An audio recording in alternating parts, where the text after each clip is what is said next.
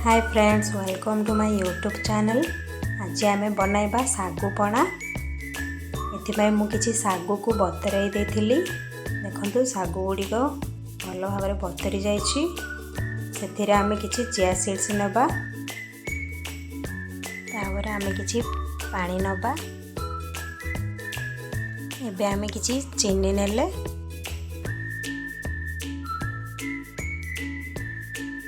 केते प्रकार सब फ्रूट्स नहीं सब फ्रूट्स को मु टिक टिक करी काटी नहीं, नड़िया कोर भी नहीं। एबे आमे गोटी गोटी करी सब फ्रूट्स दे दबा।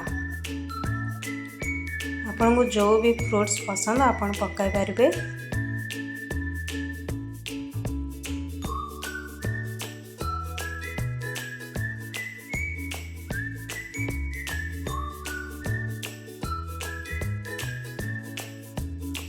किसी काजू किशमिश भी नहीं।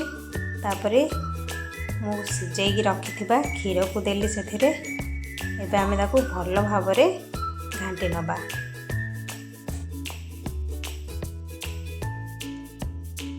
देखंतु एबे हमर पणा भल भाव पूरा रेडी हो गला। आमे एबे ताकू आम ग्लास जार को बाहर कर नबा।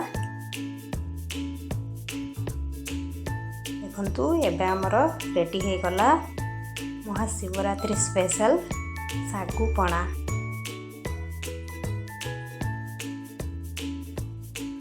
वीडियोटी भल लगी लाइक करंतु, शेयर करंतु, सब्सक्राइब करंतु।